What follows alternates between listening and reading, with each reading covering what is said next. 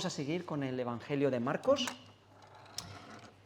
y hoy nos toca el siguiente pasaje, continuando la predicación que tuvimos la semana pasada por parte del hermano Claudio, y vamos a ir a Marcos, capítulo 6, y del versículo 14 al 29. Es el texto que nos toca hoy, ¿sí?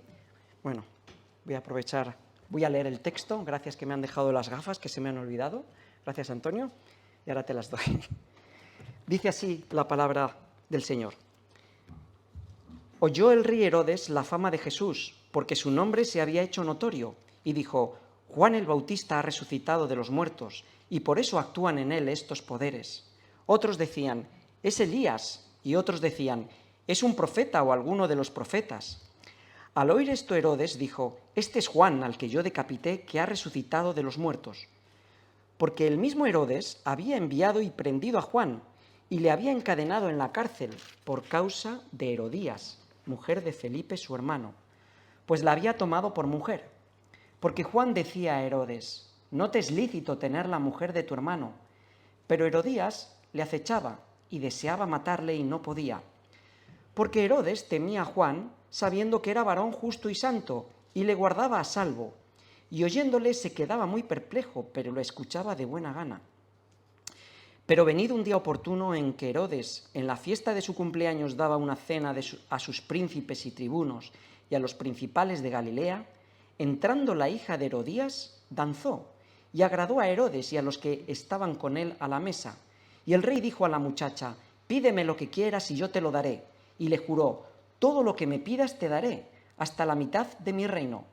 Saliendo ella dijo a su madre: ¿qué pediré? Y ella le dijo: la cabeza de Juan el Bautista. Entonces ella entró prontamente al rey y pidió diciendo: quiero que ahora mismo me des en un plato la cabeza de Juan el Bautista. Y el rey se entristeció mucho, pero a causa del juramento y de los que estaban con él a la mesa, no quiso desecharla. Y enseguida el rey, enviando a uno de la guardia, mandó que fuese traída la cabeza de Juan. El guarda fue, lo decapitó en la cárcel y trajo su cabeza en un plato y la dio a la muchacha, y la muchacha la dio a su madre. Cuando oyeron esto, sus discípulos vinieron y tomaron su cuerpo y lo pusieron en un sepulcro. Oremos. Padre, queremos pedirte que este texto nos sea hoy de bendición a todos los que vamos a oír esta palabra. Yo te pido también que a mí me ayudes a poder exponerla, a poder explicarla bien, que podamos también apreciar y ver y admirarnos de la grandeza de Cristo, que nos ayudes a comprender lo ancho, la longitud y la profundidad de su amor, de su amor que excede todo conocimiento. Señor, que tu palabra cumpla hoy el propósito para el que tú la envías y que también sea de confort a nuestros corazones. Te lo pedimos esto en el nombre del Señor Jesús. Amén. Amén. Muy bien. Bueno. Muy bien. Pues, estamos en este nuevo pasaje y recordar un poquito lo que vimos la semana pasada. Bueno, la semana pasada y alguna semana anterior. ¿Os acordáis que después en el capítulo 5 vimos el poder asombroso del Señor, cómo calmó la tempestad cuando estaban cruzando la barca en el mar de Galilea, cómo destruyó a un ejército poderoso de demonios? Vimos también cómo culminó todo este gran poder de Jesús con la resurrección de la hija de Jairo. Y después nos contó nuestro hermano Claudio que Jesús regresó a su tierra natal. Y allí se produjo una paradoja un poco dolorosa, porque quienes mejor lo conocían, debido a la dureza de su corazón, no lo recibieron. Su incredulidad lo sumió en una ceguera espiritual, y al escuchar al Señor predicar en la sinagoga se burlaron de él y se sintieron ofendidos y lo despreciaron, haciéndose estas preguntas: ¿de dónde saca estas cosas? ¿No es este el carpintero? Y así vimos cómo se cumplió el dicho de que no hay profeta sin honra, excepto en su tierra, en su pueblo y en su propia casa. Sin embargo, vimos también que este rechazo no detuvo el ministerio del Señor Jesús. Él continuó recorriendo las aldeas circunvecinas, predicando y enseñando a la gente de los pueblos de alrededor. También juntó a sus discípulos y los envió de dos en dos para que predicaran el arrepentimiento y les dio autoridad también para expulsar demonios y para sanar enfermos. Vimos que sanaron enfermos. Y la historia que veremos hoy parece como una interrupción en la narración de Marcos, ¿sí? Jesús acaba, como acabo de decir, Jesús acaba de reunir a sus discípulos y de enviarlos a predicar de dos en dos. Y en ese mismo momento, en este momento, surge un debate acerca de la identidad de Jesús. Y esto lo vamos a ver en los versículos del 14 al 16. Pero inmediatamente, del versículo 17 al 29, parece como que la historia se interrumpe. Y Marcos va a utilizar este debate que surge en este momento sobre la identidad de Jesús para contarnos, para hacer una mirada al pasado y contarnos la historia del encarcelamiento y del martirio de Juan el Bautista. Este corte narrativo, este corte en la narración es evidente, lo podemos ver todos, porque en el versículo 30 de ese mismo capítulo 6, los apóstoles vuelven de esa campaña a la que los había enviado Jesús a predicar. Y se juntaron a Jesús y le contaron todas las cosas que habían hecho y enseñado. Así que esto es como una especie de sándwich, ¿no? Como una especie de sándwich en la narración, estos versículos del 17 al 29, pero no es caprichoso. La historia de hoy no es simplemente el relato de cómo terminó la vida de Juan en la tierra. Fijaos, mientras que los apóstoles están predicando el arrepentimiento en medio de una campaña aparentemente exitosa de expulsión de demonios y de sanidades, Marcos nos recuerda algo importante. El precursor de Jesús murió decapitado precisamente por predicar el mismo mensaje de arrepentimiento que ahora estaban predicando y proclamando los discípulos. El martirio de Juan constituye además una clara advertencia para todos los discípulos, todos los cristianos de todas las épocas, que tendrían que evaluar el coste que significaba seguir a Cristo. Pero especialmente este texto nos muestra cómo la muerte de Juan señala el camino que Jesús había de recorrer. Juan prefigura la muerte de Cristo. Y esto es lo más importante, que así como los pecados de Herodes llevaron a un justo a la muerte, a Juan el Bautista, de la misma manera los pecados de todos aquellos a los cuales Dios iba a salvar, llevaron a un justo a la cruz. Empezamos esta narración en los versículos 14 al 16, será la primera sección de este texto, y aquí vamos a ver esto que os acabo de explicar, cómo la fama de Jesús suscitó un debate acerca de su identidad. Y leemos en el versículo 14 que dice: «Oyó el rey de Herodes la fama de Jesús porque su nombre se había hecho notorio, y dijo: Juan el Bautista ha resucitado de los muertos, y por eso actúan en él estos poderes». Es decir, como consecuencia de la predicación de los discípulos, que vemos que habían recibido esa autoridad de Jesús, que estaban expulsando demonios, las sanidades, incluso las grandes obras portentosas que hemos visto en el capítulo 5 de Jesús, no nos olvidemos, la gran multitud, la gran cantidad de gente que seguía a Jesús, el resultado, nos dice Marcos, de todo esto fue que la fama de Jesús llegó hasta los oídos de un rey, Herodes. Marcos nos está revelando aquí cómo su fama, la fama de Jesús, alcanzó los oídos de los más poderosos. Su nombre, como dice Marcos en el versículo 14, se hizo notorio. En este capítulo 6 ahora va desde Nazaret hasta el palacio de un rey.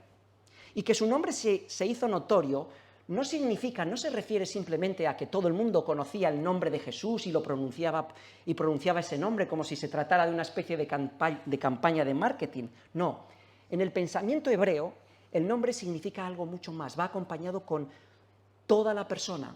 Que el nombre se había hecho notorio quiere decir que el carácter de Jesús se había hecho notorio, que la autoridad con la que ejercía todos los milagros y con el que hablaba y predicaba se había hecho notorio. Ese nombre alcanzó el palacio de un rey. Pero dice Marcos, antes de continuar con este rey Herodes del que vamos a hablar ahora, dice Marcos que no solamente Herodes oyó acerca de Jesús, sino todos supieron de su fama. Fijaos el versículo 15. Unos empezaron a decir, es Elías, y otros decían, es un profeta, o alguno de los profetas, versículo 15. Así que toda esta fama de Jesús dio inevitablemente lugar a un debate sobre su identidad. ¿Y qué empezaron a surgir? Especulaciones, teorías, conjeturas, opiniones, todos tratando de responder a esta pregunta que ya vamos viendo que es la pregunta que recorre implícitamente todo el Evangelio de Marcos, de principio a fin. ¿Quién es este? Algunos, como dice el versículo 15, lo identificaban con Elías. Sabemos por la profecía de Malaquías 4, 5, 6 que esperaban que Elías regresara otra vez. Pero Jesús ya dijo quién era Elías, era el propio Juan. Otros lo confundían con alguno de los profetas. Tal vez por lo que escribió Moisés en el libro de Deuteronomio cuando dijo, profeta como yo os levantará el Señor, a él oiréis. Sin embargo, lo que estamos viendo y lo que vamos a ver es que todas estas especulaciones, todas estas conjeturas y opiniones se quedaban infinitamente lejos para comprender quién era el Señor. A pesar de todo lo que hemos visto, de las demostraciones de poder, de sus sanidades, de sus milagros, de la expulsión de demonios, de la autoridad con la que los discípulos expulsaban demonios, también sanaban y predicaban en el nombre de Jesús. A pesar de todo esto, el nombre de Jesús, su identidad seguía siendo un motivo de controversia, un enigma para todos. Y de esta manera, Marcos poco a poco nos va dirigiendo gradualmente hacia el clímax del Evangelio de Marcos. Lo veremos en el capítulo 8. Allí Jesús vuelve a preguntar a sus discípulos, ¿quién dice la gente que soy yo? Y veremos las mismas conjeturas, las mismas opiniones. Unos que Juan el Bautista, otros que uno de los profetas, otros que Elías.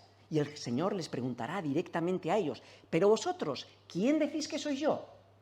Veremos cómo todas las conjeturas, todas las opiniones se quedan cortas y que será solamente la gracia de Dios. Y ahora, hoy día, la palabra inspirada por Dios, la única que nos puede revelar su verdadera identidad, quién es realmente Él. Pero siguiendo con este rey, Herodes, ¿quién era este rey Herodes? Bueno, Herodes, primero decir que no era un rey. En realidad, él era un tetrarca, era un gobernador, no tenía oficialmente el título de rey. Este Herodes es Antipas, era hijo de Herodes el Grande, quien en su testamento distribuyó su reino entre sus hijos. Tenemos a Arquelao, que reinaba en Samaria, Judea, Idumea. Tenemos a otro hijo de Herodes, Herodes Filipo o Felipe, que era gobernador del antiguo reino de Herodes el Grande en las provincias del noroeste. Y tenemos también a este Herodes, a este rey Herodes, Herodes Antipa, que era el gobernador o un tetrarca, esto es lo que viene a significar la palabra, de Galilea y Perea. Y cuando el rey Herodes el Grande, su padre, muere, Roma aprueba su repartición, pero el emperador Augusto estableció ciertas modificaciones, estipulaciones a ese testamento. Era Roma realmente quien reinaba y utilizaba a todos estos hijos para mantener la estabilidad de todas estas regiones.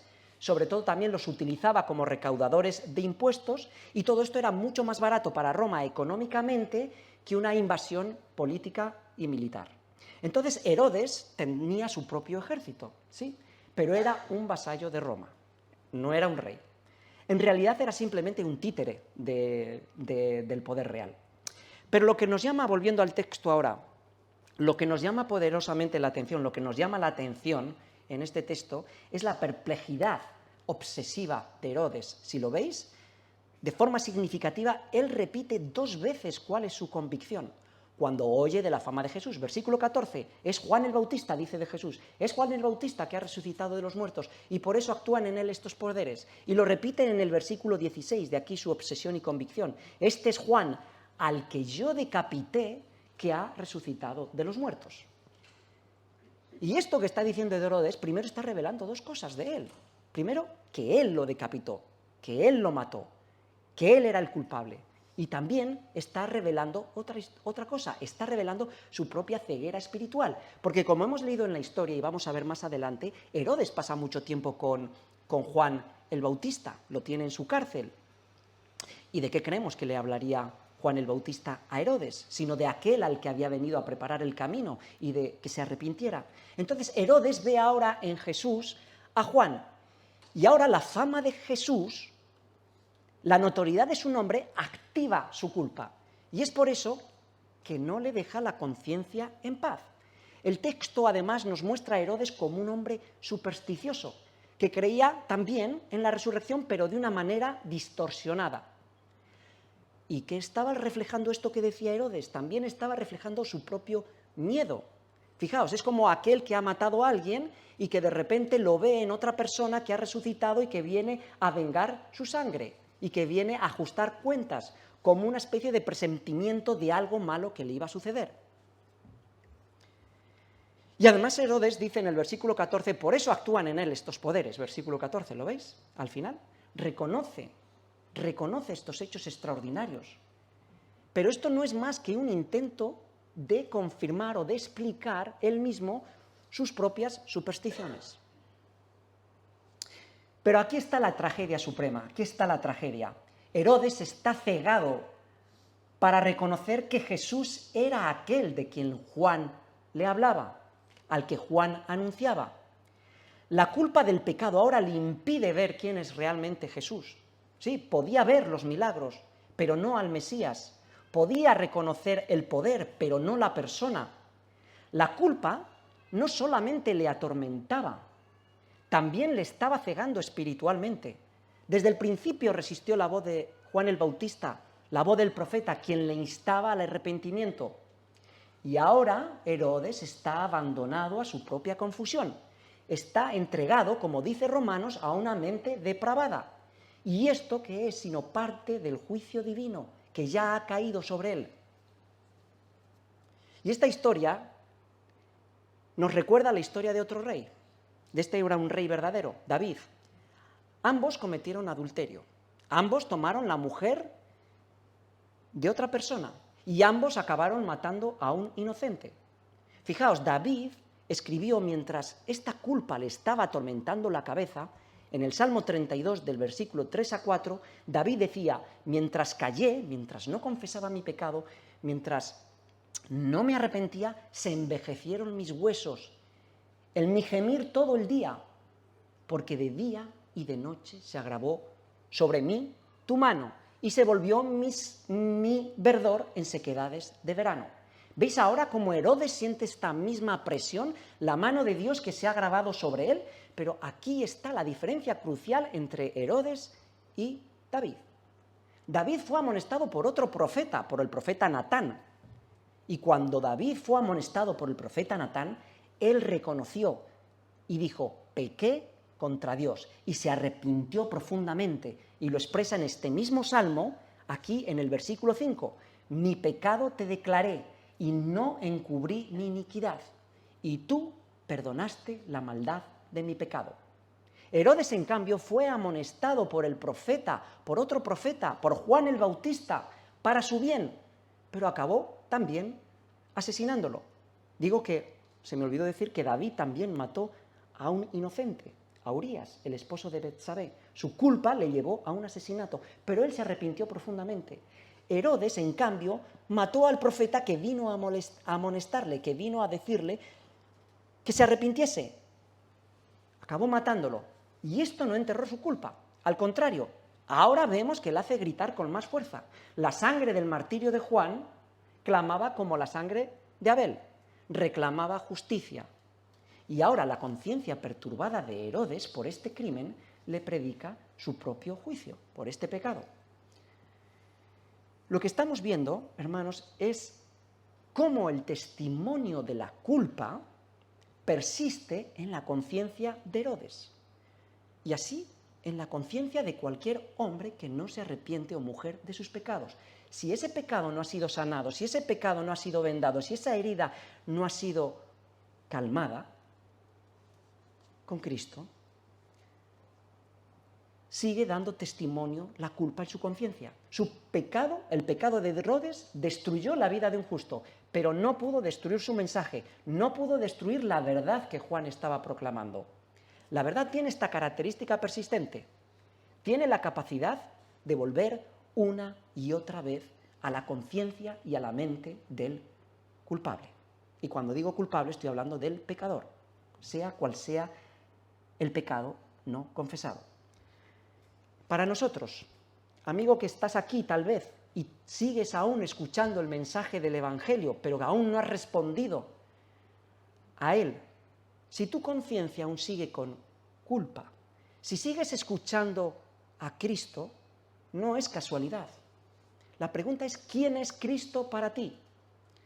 Como hemos visto, las especulaciones, las conjeturas, las opiniones, las cavilaciones de la gente no son suficientes. La pregunta es, ¿qué harás tú con Cristo?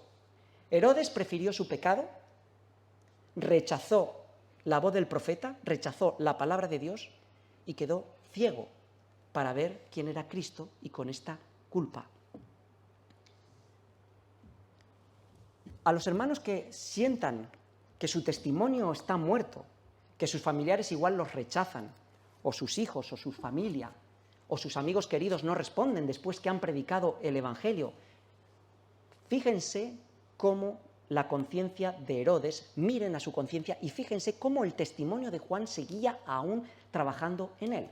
Porque como dice el profeta Isaías, la palabra de Dios no volverá a mí vacía, sino que hará todo aquello para cual yo la envíe. A veces la envía y es para juicio, y otras veces es para salvación. El trabajo que hemos hecho o que hacemos cuando predicamos el Evangelio y la palabra a nuestros familiares, amigos, cualquier persona en nuestro camino, no es en vano. Ese testimonio tarde o temprano trabajará en la conciencia de estas personas. Cierto que queremos su conversión, sí, claro, es nuestro deseo, pero hermanos, no depende de nosotros. Así que confiemos en que la gracia y el poder de Cristo hará su buena voluntad y descansemos en él. Y tú, hermano, que puedas sentir que mataste tu testimonio por causa de tu pecado, piensa una cosa, que no has matado la gracia de Cristo para contigo. Has suprimido temporalmente tal vez tu testimonio, sí, y eso te debería causar tristeza y te debería llevar al arrepentimiento. Pero la gracia de Cristo no ha terminado contigo, no va a morir, no te abandona. Abandónate más bien tú a Él, espera en Él, confía en Él y arrepiéntete y pide que allí donde tú fallaste, su gracia se magnifique una vez más en tu vida. Antes de pasar a la siguiente sección, permitidme beber un poco de agua.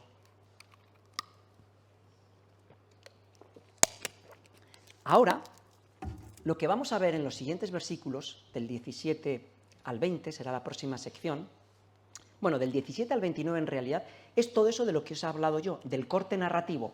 Ahora Marcos va a hacer una mirada al pasado, para explicar los hechos que dieron lugar, primero, vamos a ver aquí, del 17 al 20, el encarcelamiento de Juan. Nos transportará al pasado, porque Juan ya había sido encarcelado. Esto lo vemos en Marcos, en el capítulo 1, en el versículo 24. Y ahora nos va a hablar del arresto de Juan, mirando hacia atrás. Y dice así el versículo 17, porque el mismo rey Herodes había enviado y prendido a Juan, y le había encadenado en la cárcel por causa de Herodías, mujer de Felipe su hermano, pues la había tomado por mujer. Ahora vemos los protagonistas podamos llamar, de esta especie de drama. Vemos a Herodes, Antipas, vemos también a Herodías, la mujer de Felipe su hermano, y vemos también a Juan el Bautista. Y ahora descubrimos las causas reales del encarcelamiento de Juan el Bautista. ¿Cuáles fueron? Una mujer, Herodías. Y esta es la historia. Herodes Antipas viajó a Roma a visitar a su medio hermano Felipe, que vivía en Roma. No confundamos con Felipe el tetrarca, que gobernaba, que también era hermano de este Herodes Antipas y gobernaba en las regiones del noroeste del antiguo reinado de Herodes el Grande. Entonces, Herodes Antipas, viaja a Roma a visitar a este medio hermano Felipe y allí se enamora de su mujer, Herodías. Y ambos, Herodías y Herodes, trazan un plan para divorciarse de sus respectivos cónyuges y después casarse entre ellos. Y claro, todo esto produjo un gran escándalo religioso y político. Del político no nos vamos a ocupar hoy, pero decir que la mujer de la que se divorció Herodes Antipas era la hija de un rey nabateo, y posteriormente, por este problema de honor, de rechazar a su hija y de divorciarse de ella, después hará una guerra contra Herodes Antipas y destruirá todo su ejército. Pero nos vamos a centrar en el escándalo religioso. Y lo vemos aquí en el versículo 18. Es porque Juan el Bautista le decía a Herodes: no te es lícito tener la mujer de tu hermano. Y este matrimonio lo que estaba haciendo era que violaba doblemente la ley mosaica. Primero era incestuoso, como vemos en Levítico 18:16, dice: la desnudez de la mujer de tu hermano no descubrirás. Y también era adúltero, porque había tomado la mujer de su hermano Felipe, que aún vivía. Lo dice Levítico 20:21, el que tome la mujer de su hermano comete impureza. Herodes, aunque era de origen idumeo, conocía perfectamente la ley judía. Sin embargo, su pasión, sus deseos no refrenados, pesaron más que la obediencia a la ley de Dios. Y aquí vemos ahora un contraste entre estos dos principales personajes de la historia, entre Herodes el Grande, Herodes Antipas, que no tenía ningún problema en dar rienda suelta a sus pasiones, aunque ello implicara tomar la mujer de su hermano, y Juan el Bautista, que era un profeta fiel, y como hombre fiel había venido a preparar los corazones del pueblo para recibir al Mesías, y en esto confrontaba los corazones de todos, de pequeños y grandes, y no le importaba, no hacía distinción de clases sociales, a todos llamaba al arrepentimiento, y por eso le decía a Herodes: Antipas, no te es lícito. Y vemos aquí una cosa interesante, que la predicación de la ley es necesaria para llevar a la gente al arrepentimiento, porque sin pecado no hay gracia. Y también esto nos haría reflexionar a nosotros, cómo predicamos el Evangelio. ¿Qué les decimos? Y sigue el versículo 19, que decía: Herodías, la mujer que había tomado de su hermano Felipe. Pero Herodías le acechaba. ¿A quién? A Juan el Bautista, y deseaba matarle, y no podía. Por estos versículos podemos deducir que fue realmente Herodías quien indujo a Herodes a que encarcelara a Juan. Sin embargo, no quedó satisfecha solamente con silenciarlo, con que no hablara más delante del pueblo diciendo: no te es lícito tomar la mujer de tu hermano. Herodías quería más, quería asesinarlo. Y el texto nos está revelando que ella se sentía frustrada porque no podía cumplir este deseo con acabar con Juan, ya que Juan para ella seguía representando una amenaza a su poder y al estatus que le había traído el matrimonio ilícito con Herodes. Y el siguiente versículo, el versículo 20a, nos da la explicación de la causa de la frustración de Herodías. No podía eliminar a Juan porque Herodes temía a Juan, sabiendo que era varón justo y santo y le guardaba a salvo. Paradójicamente, su esposo, Herodes, fruto de este matrimonio ilícito, es quien por sus miedos protegía a Juan. Y dice en la segunda parte del versículo 20 que oyéndole se quedaba muy perplejo, pero lo escuchaba de buena gana. Aquí tenemos el retrato perfecto de un alma esquizofrénica, espiritualmente esclavizada, atrapada entre su conciencia y la ley de Dios. El carcelero Herodes temiendo a su propio prisionero, no solamente porque el pueblo lo tenía por justo, por profeta, sino también porque él mismo sabía que era varón justo y santo. Lo guardaba a salvo, lo protegía de Herodías, lo protege pero lo encarcela. Irónicamente lo protege de Herodías, pero no lo protege de sí mismo, sino que lo mete en la cárcel. Dice que le escuchaba de buena gana, se deleitaba escuchándolo, pero quedaba muy perplejo. Claro, porque ¿de qué pensamos que le hablaba Juan el Bautista a Herodes? Le estaría hablando a su conciencia: arrepiéntete, no te es lícito tomar la mujer de tu hermano, y posiblemente, seguro que le hablaba de aquel al que había venido a preparar su camino. Así que Herodes estaba perplejo, se sentía más condenado todavía, por eso estaba atrapado, por eso estaba muy perplejo, como dice aquí este versículo. Y este era el drama que esclavizaba a Herodes. Como dice el comentarista Hendriksen, cuando Herodes oye hablar de Jesús, de la fama de Jesús, Para entonces Herodes ya era un asesino no arrepentido que vivía con negros presentimientos que oscurecían su mente. Claro, la sangre del justo, de Juan el Bautista, reclamaba justicia. Y encima, él estaba oscurecido en su mente porque confundía a Juan con Jesús.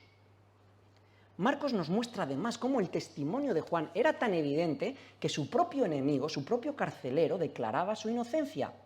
Y todos en el palacio, seguramente desde Herodías hasta el último de los sirvientes, todos fueron testigos de esta verdad. El testimonio de Dios no puede ser encarcelado. Lo habían traído al testimonio y a la palabra de Dios a su propia casa. Y la verdad ahora gritaba más fuerte en la casa dentro de ellos. Herodes estaba muy perplejo. Esta es la ironía espiritual de esta sección. Herodes tenía físicamente encadenado a Juan, pero la pregunta que nos hacemos es ¿quién era el verdadero prisionero en esta historia?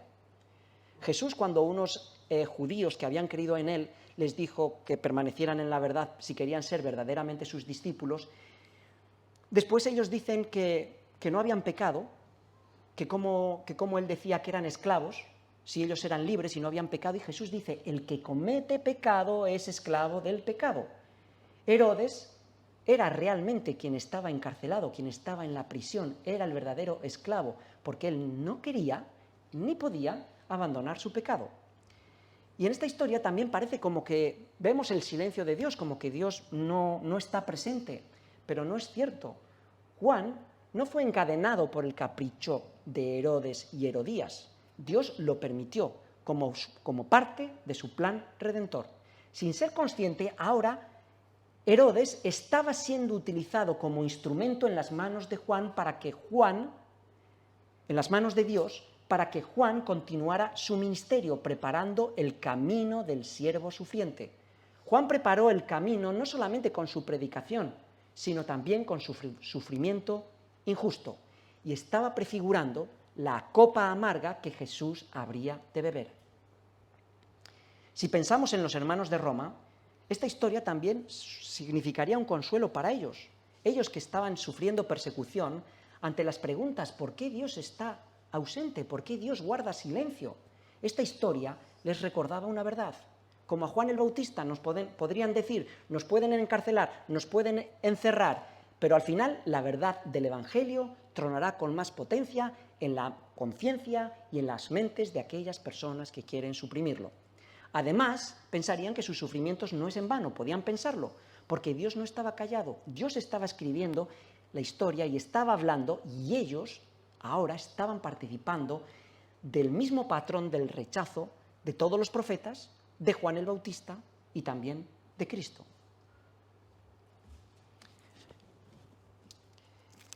Y para nosotros podemos sacar una conclusión. Bueno, en todas las iglesias hay personas que les gusta, que escuchan con gusto el mensaje del Evangelio, que reconocen la verdad, incluso creen que la están protegiendo, pero en el momento decisivo, en el momento crítico, sacrificarán el Evangelio por la aprobación humana.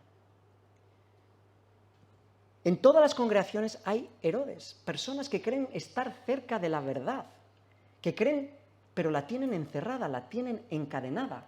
Pueden estar cerca del reino y así perecer como Herodes. Pueden creer estar cerca de Cristo, disfrutando de su mensaje de salvación, pero rechazan obedecer a la verdad. Y están así, perplejos, o un día llegarán a estar perplejos. Porque no hay nada peor que una conciencia que te acusa día y noche. El pecado no confesado se convierte en una fuente de calamidades. Como dice Proverbios, el que encubre sus pecados no prosperará, mas el que los confiesa y se aparta hallará misericordia, alcanzará misericordia. Hallará misericordia y tendrá paz. Porque, hermanos, no hay mayor bendición que el hombre al que Dios no imputa pecado, aquel cuyas transgresiones han sido perdonadas, aquel que acude a Cristo, aquel que se arrepiente profundamente de su pecado.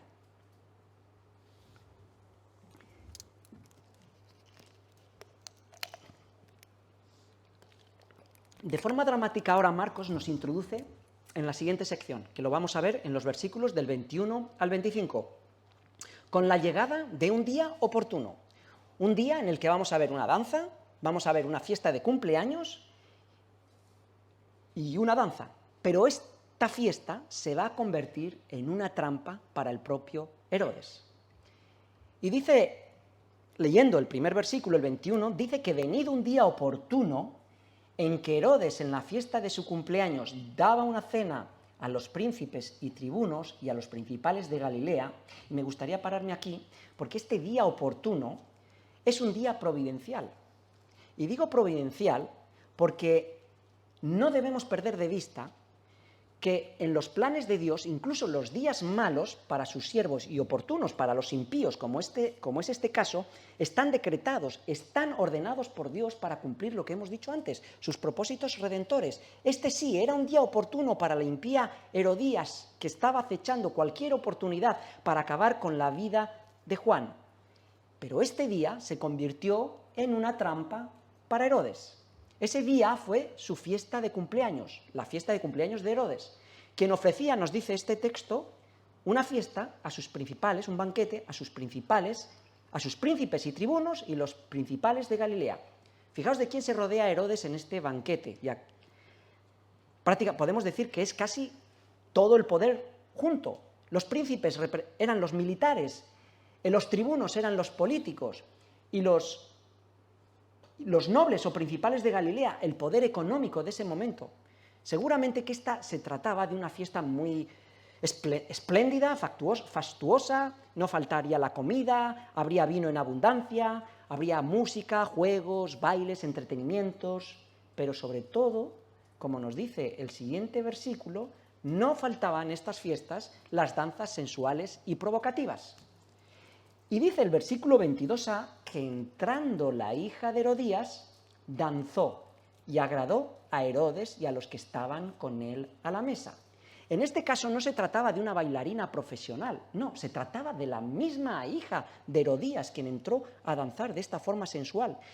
Y la danza sensual agradó tanto a Herodes y a estos invitados que estaban junto con él a la mesa, que nos dice en la segunda parte del versículo 22, que en un arranque de impulsividad y vanidad, el rey le dice a la hija de Herodías, por cierto, Salomé es el nombre con el que la identifica el historiador Josefo, y le dice el rey, pídeme lo que quieras y yo te lo daré.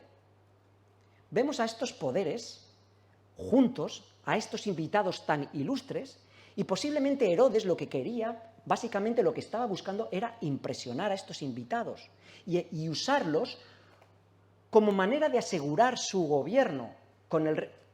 Sí, pero en realidad este banquete nos empieza a descubrir otra cosa, nos empieza a sugerir otra cosa, que Herodes tenía amos a los que Herodes tenía que servir servilmente y complacer.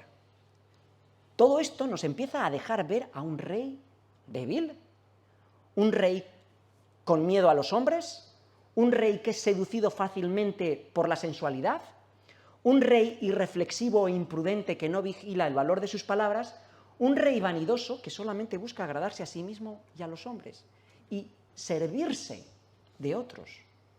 ¿Y cómo contrasta esto con el rey que nos cuenta el Evangelio de Marcos? Jesús mismo dijo, yo no he venido para ser servido, sino a servir y dar mi vida en rescate por muchos. Así que en un arranque de vanagloria y de jactancia, vemos además en este versículo 23, en el versículo 23, cómo exagera su poder y su generosidad. Y le juró a Salomé, todo lo que me pidas te daré, hasta la mitad de mi reino. Palabras para impresionar, buscando la admiración de sus invitados. Ser considerado rey era la máxima ambición política de Herodes. Porque hemos dicho que era un tetrarca, no era un rey. Y así le gustaba que le trataran, que hablaran de él. Y además la historia nos confirma que esta realmente era su ambición política, porque años después, manejado especialmente por Herodías, va a viajar a Roma y va a pedir lo que tanto ansiaba el emperador Calígula, la distinción real, el título de rey, el que no tenía. Esta era su ambición. Y poco a poco vamos viendo en esta historia cómo, sin darse cuenta, Herodes, el pecado empieza a tejer su propia ruina, lo va acorralando. En realidad hemos visto que Herodes no era un rey, era un esclavo de todos. Era esclavo de los poderosos, de sus invitados, era un esclavo de su mujer, era un esclavo ahora de sus palabras arrogantes. En definitiva, era un esclavo de su pecado.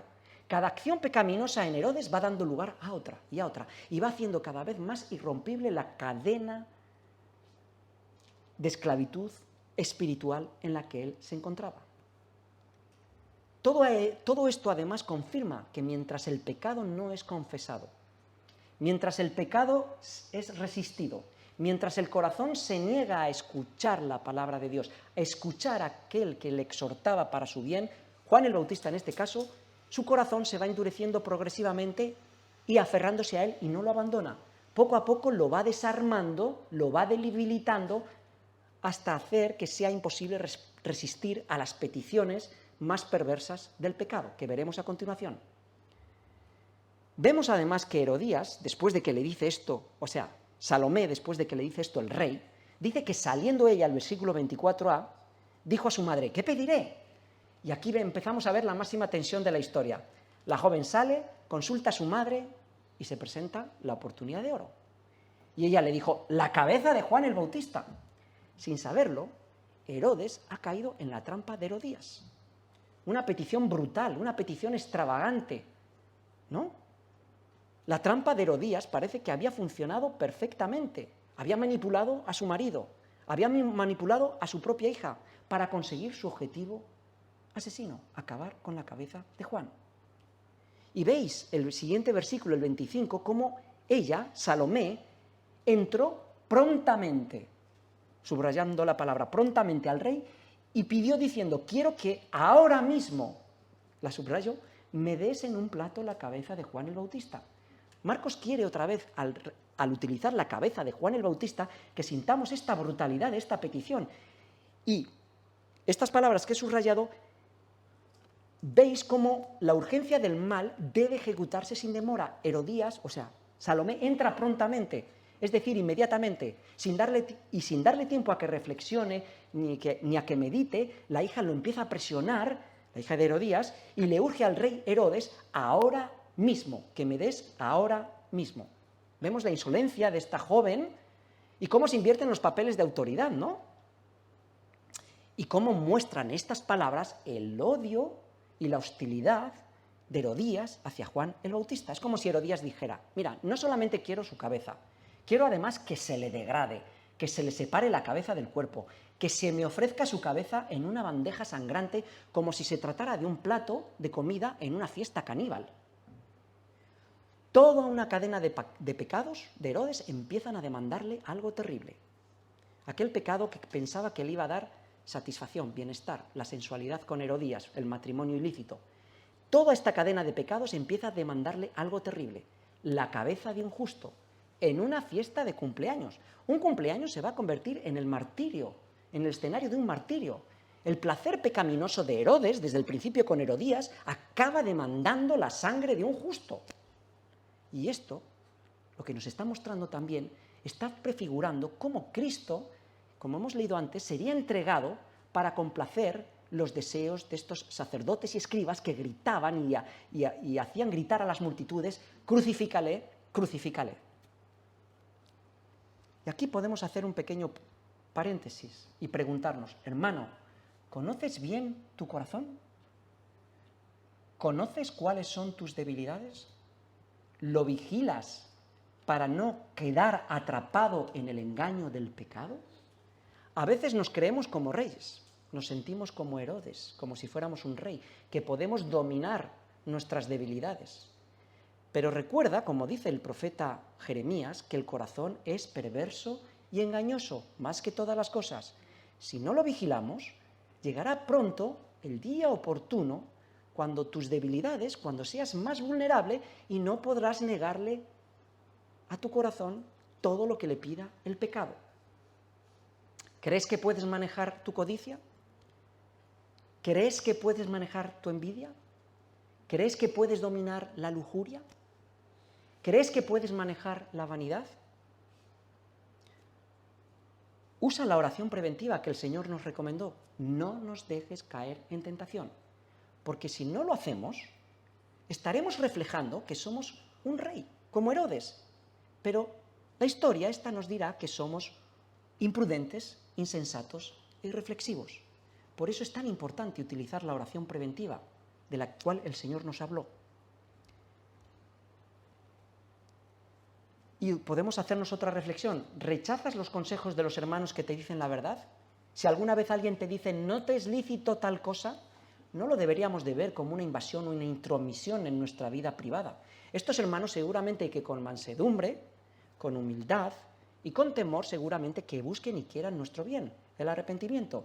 Así que si llegada esta ocasión algún día se da en nuestra vida, acordémonos de esta historia, arrepintámonos antes de que la dureza de nuestro corazón cierre la puerta al arrepentimiento. En el siguiente versículo vamos a ver el clímax de esta historia. Es el versículo 26. Aquí ya se dan cita todos los pecados, todas las debilidades de Herodes. Aquí veremos se junta todo, se junta su vanidad, se junta su orgullo. También vemos el odio y la venganza de Herodías. Y acordaos, la petición de Salomé sigue retumbando en el salón. Quiero que ahora mismo me des la cabeza de Juan el Bautista. Vemos a un Herodes aquí atrapado y debe elegir entre el justo que sabe que es inocente o su reputación ante los invitados que están a su mesa. Y él debe decidir. Este es el momento de la decisión para Herodes. Y la trampa del pecado y de Herodías se ha cerrado sobre él. Y dice el versículo 26 que el rey se entristeció mucho. No dice que se entristeció, dice mucho. Acordaos, estaría en una fiesta de cumpleaños, correría el vino, alegría, y de repente ante aquella petición su rostro se mudó. De alegre se convirtió en tristeza. Pero a causa del juramento, dice el versículo 26, es decir, de sus palabras arrogantes, irreflexivas e imprudentes de lo que le había dicho a Salomé y de los que estaban con él a la mesa, del miedo que él tenía ante estos invitados ilustres, que no querría que vieran que él era un rey o mostrarse tal vez como un rey débil, dice que ante esto Herodes no quiso desecharla.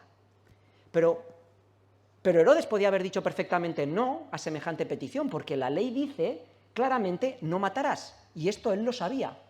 Pero el texto dice que Herodes se entristeció y mucho. Entonces nos preguntamos, ¿pero qué clase de tristeza entonces era esta? Él pensaría posiblemente que estaba atrapado entre perder su reputación como rey delante de los invitados tan ilustres y poderosos que estaban a su mesa o matar a Juan. Y dice que a causa del juramento y de los que estaban con él a la mesa no quiso desecharla. Él ya no tenía opción alguna para considerar lo que Juan el Bautista siempre le propuso: arrepiéntete, apártate del pecado. No tenía ya opción para confesarlo y huir de él. Vemos aquí una aparente tristeza de Herodes, pero no es una tristeza de arrepentimiento. No es un dolor por su pecado, no es un dolor por haber ofendido a Dios, por haber cometido una acción ilícita. No, es un dolor y tristeza por sí mismo. Es como la tristeza de Judas, que devolvió las monedas y se ahorcó. Precisamente, Pablo en 2 Corintios nos dice que hay una tristeza, según el mundo, que produce muerte. Nunca mejor dicho aquí, la tristeza de Herodes le llevó a una muerte, a la muerte de un justo. Pero dice que hay una tristeza, según Dios, que produce arrepentimiento para salvación. ¿Sí? Y esta es una pregunta que nos podemos hacer todos nosotros cuando pecamos. ¿Cuál es nuestra tristeza cuando pecamos? Porque si solo nos entristecen las consecuencias de lo que nos pasa a nosotros, pero no queremos abandonar el pecado al que nos aferramos, este no es el arrepentimiento que lleva para salvación y que trae paz al corazón. Esta no es la tristeza que produce arrepentimiento para salvación. La historia de Herodes lo que está ilustrando es la depravación total y la esclavitud de la voluntad del hombre sin Cristo. Él ni quería ni podía romper semejante cadena espiritual. Por eso no quiso desecharla. Él era responsable, sabía que estaba pecando, era esclavo de todos, no es libre. No era él quien reinaba, no era él un rey. Era su pecado, no tiene poder ni dominio sobre nada ni sobre nadie. Ha sido dominado, ha sido sometido, ha sido seducido por aquello que pensó que podía mantener, que le iba a dar bienestar en su vida. El pecado pensaba que le iba a traer bienestar y acaba demandándole la cabeza de un justo. El pecado de seguir con Herodías. Empezamos a ver cómo este texto clama por la necesidad de alguien que nos libre de este cuerpo de muerte. Herodes, en cierta manera, hermanos, nos representa a todos. Herodes representa la condición humana sin Cristo. Conoce bien lo que está bien, reconoce la santidad y la justicia de Juan, incluso le protege, pero fijaos que cuando llega el momento decisivo, su voluntad está esclavizada, no quiere ni puede elegir el bien, simplemente se entristece. Herodes está en ese punto de no de retorno al que nos lleva el pecado.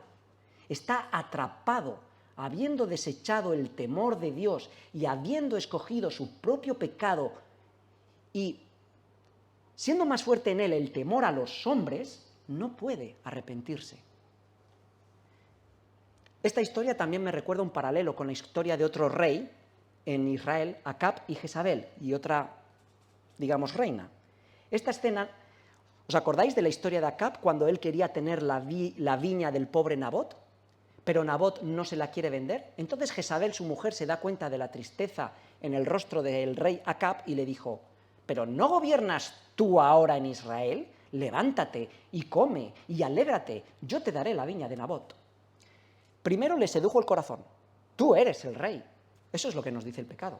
Después le preparó un escenario perfecto para la muerte de Nabot, lo acusó injustamente de haber maldecido a Dios y al rey, una acusación que estaba castigada con la pena de muerte, puso testigos falsos para acusarlo sin pruebas. Nabot fue apedreado y con el consentimiento de los más poderosos, de los ancianos de Israel, en ese momento finalmente le dio la viña a Acab. Jezabel, Herodías hace lo mismo. Le dice: ¿pero no gobiernas tú aquí ahora? ¿No eres tú el rey? ¿Quién es este impertinente que dice que no te es lícito tener la mujer de tu hermano? Encarcélale, enciérrale. Mientras tanto, levántate y come y alégrate en esta fiesta, y yo te daré el deseo de tu corazón. Tanto Jezabel como Herodías actúan como la mano siniestra de Satanás. Herodías parece como que es la que prepara la fiesta, como que le tiende el escenario perfecto donde todas las debilidades de Herodes, su temor a los hombres, su servilismo a los hombres, aquellos amos a los que tenía que agradar, toman poder absoluto sobre su propia voluntad. Y así llegamos a esta sección donde se consuma la trampa y la venganza de Herodías, versículos 27 y 28, donde este supuesto rey, en realidad, ya lo hemos visto, no tiene nada de rey, es un esclavo. Y dice el versículo 27, notad: y enseguida, el rey, enviando a uno de la guardia, mandó que fuese traída la cabeza de Juan. Y el 28, el guarda fue, le decapitó en la cárcel y trajo su cabeza en un plato y la dio a la muchacha, a Salomé, y la muchacha la dio a su madre, a Herodías. Fijaos el desenlace cómo empieza con estas palabras: enseguida el rey. Otra vez vemos la rapidez diabólica que no puede dar espacio a la reflexión. No hay tiempo para que pienses, Herodes, quiero ahora mismo. Y Herodes enseguida, no dudó. La espiral descendente de este pecado llega a su fin. Desde el adulterio, lo que me prometía el pecado, hasta el asesinato. La cascada esta de pecados lo ha arrastrado hasta el punto de destruir al único hombre que consideraba justo en esta historia, al que escuchaba de buen agrado. Y con esta prisa infernal, desoyendo su conciencia, silenciando la voz del profeta, del único amigo que tenía en esta historia, ordena su decapitación. El pecado queda consumado y la cabeza servida en un plato macabro. La escena revela también, como hemos visto antes, la complicidad de todos los presentes en la mesa, nobles, militares, gobernantes, el poder político y económico de ese tiempo, todos cómplices. No surge ni una sola voz en defensa del justo. Todos se unen, activa o pasivamente, contra el profeta de Dios, prefigurando lo que le va a pasar a Cristo ante Pilato. Como dijo el Salmo 2, príncipes consultarán unidos contra Jehová y contra su ungido, diciendo: rompamos sus ligaduras, echemos de nosotros sus cuerdas. Herodías obtiene al final el trofeo que tanto deseaba, la cabeza de Juan, pero ¿qué gana realmente? Como decían los puritanos, tú puedes cortar la cabeza al predicador, pero no puedes decapitar la verdad que predicó. Juan muere, pero sin embargo vemos que su testimonio permanece para siempre. Parece como que el mal triunfa, pero Dios continuaba escribiendo la historia de redención. Juan se convierte de esta manera en el precursor de Cristo en su muerte, ilustrando perfectamente la paradoja del Evangelio que Jesús proclamaría después, porque todo el que quiera salvar su vida, la perderá, y todo el que pierda su vida por causa de mí y del Evangelio, la salvará. Juan perdió su cabeza, pero ganó su corona. Juan sigue vivo. Él fijó su mirada en el galardón eterno más que en estas coronas de la aprobación humana. Y este es el costo también que nos está ilustrando Marcos con esta historia, que todos los discípulos habrían de considerar como consecuencia de seguir a Cristo. Y especialmente los discípulos que en medio de esa campaña exitosa estaban predicando y todo les iba fantástico, pronto también deberían de aprender esto. Y llegamos ya al final de la historia, el desenlace, el versículo 29. Veremos cómo sus discípulos, los discípulos de Juan el Bautista, recogen el cuerpo. Y dice el versículo 29 que cuando oyeron esto sus discípulos vinieron y tomaron su cuerpo y lo pusieron en un sepulcro. Oye, ¿qué contraste vemos aquí entre Herodes, al que le vemos haciendo grandes juramentos, grandes alardes en su fiesta de cumpleaños, y la sencillez de estos discípulos de Juan que cuando oyen que su maestro había muerto, no dicen nada? Parece como esos silencios que retumban, ¿no? Solo responden. No hacen promesas ni grandes juramentos como Herodes, simplemente vienen, actúan, toman su cuerpo y le dan una sepultura digna. Estos discípulos anónimos, de los cuales ni siquiera conocemos sus nombres, a diferencia de Herodes, que era un cobarde, que actuó por cobardía, protegiéndose y exaltándose a sí mismo, ellos no temieron ni la ira del rey ni las represalias de Herodías. Ellos vienen con valentía y se posicionaron con un amor sencillo al lado de Juan. Y para concluir, hermanos, el paralelo que estamos viendo entre Juan el Bautista y Cristo salta a la vista. Así como Herodes reconoció la inocencia de Juan, pero lo ejecutó, Pilatos de la misma manera testificará de Jesús: no hallo en él delito alguno, pero lo entregó a la muerte. Ambos estaban atrapados en complacer a los hombres o en hacer justicia, incapaces de hacer el bien porque su voluntad está encadenada. Sin saberlo, contribuyen al plan redentor. Pedro testificará de esto en su primer discurso en Pentecostés y les dijo a los judíos que lo estaban escuchando en ese momento que él fue entregado de Jesús por el determinado consejo y anticipado conocimiento de Dios. Prendisteis y matasteis por manos de inicuos, lo prendisteis y lo matasteis por manos de inicuos, crucificándole. Y esta escena, además, expone la depravación del hombre sin Cristo. La imposibilidad de Herodes de romper las cadenas espirituales revela también nuestra necesidad desesperada y urgente de Cristo. Como Pablo exclamó después: ¿quién nos librará de este cuerpo de muerte? Nuestra historia, en cierto sentido, hermanos, es la historia de Herodes. Herodes nos representa a todos a todos nosotros, cuando estábamos también en delitos y pecados, y aquellos que no están todavía en Cristo. Atrapados y paralizados para hacer lo bueno, esclavos del pecado, incapaces de doblegar la voluntad. Esta no es una simple historia de reflexión moral, de tomar buenas y malas decisiones o de no ir a fiestas de cumpleaños o algo parecido, no. Herodes no podía salir de esta espiral descendente del pecado. Y que no nos engañemos ninguno de nosotros.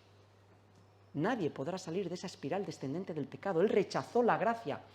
Y esto nos tiene que llevar a apreciar, a admirar y asombrarnos de la gloria, de la gracia, de la cruz de Cristo. Porque fueron nuestros pecados los que llevaron a Cristo a la cruz, en medio de una fiesta, la de la Pascua. Allí consumó la victoriosa obra de liberación, con su muerte en la cruz. Él se ofreció por nosotros para hacer lo que nosotros no podíamos hacer. Como dice Pablo en 2 de Corintios, al que no conoció pecado, por nosotros lo hizo pecado, para que nosotros fuéramos hechos justicia de Dios en él.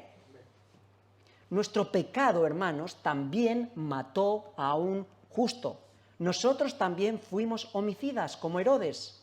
¿No lo habías pensado nunca así? Pero él resucitó. Como dice Pedro en su discurso, al cual Dios levantó, sueltos los dolores de la muerte, por cuanto era imposible que fuese retenido por ella, a este Jesús Dios ha hecho Señor y Cristo. Y ahora vive eternamente, proclamando a todos aquellos que le reciben, porque yo vivo, vosotros también viviréis, amparándonos y defendiéndonos, dándonos gracia y misericordia para que el pecado no tenga poder sobre nosotros. Esto fue victoria en su muerte. El destino de Juan, además, no solamente apuntaba al destino del Mesías, también hemos visto que apunta al coste que todos los discípulos de Cristo a lo largo de todas las historias deben evaluar si están dispuestos a él.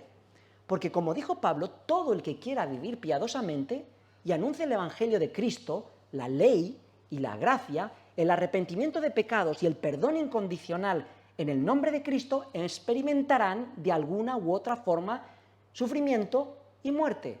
Muerte tal vez social. Tal vez en nuestro país no sea como en otros países donde los hermanos son decapitados también.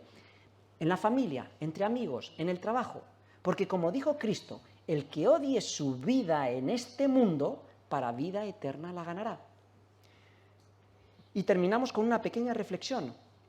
Si eres como Herodes, si estás a gusto escuchando la verdad de buena gana, pero estás encadenado en tu pecado, sin capacidad de doblegar la voluntad, la exhortación es que mires a Cristo, al Redentor que rompió las cadenas que ni tú ni yo podíamos romper. El arrepentimiento que Juan predicó y Herodes rechazó se sigue predicando. Pero esto es lo maravilloso. El arrepentimiento no es algo que nosotros hacemos para ganarnos el favor de Dios y para que Él nos perdone. No es eso el arrepentimiento, es porque Cristo fue a la cruz, porque murió, vivió, resucitó y ascendió a los cielos, que ahora podemos nosotros arrepentirnos por su gracia. Y Él nos ayuda a luchar contra el pecado y ser perdonados incondicionalmente. Esta no es una simple historia, como hemos dicho, moral, de tomar buenas y malas decisiones. El pecado al final siempre se cobra su precio. La pregunta que el Evangelio nos hace a todos y hace a todos aquí hoy es si hemos decidido quién pagará el precio de nuestro pecado. ¿Quién lo pagará?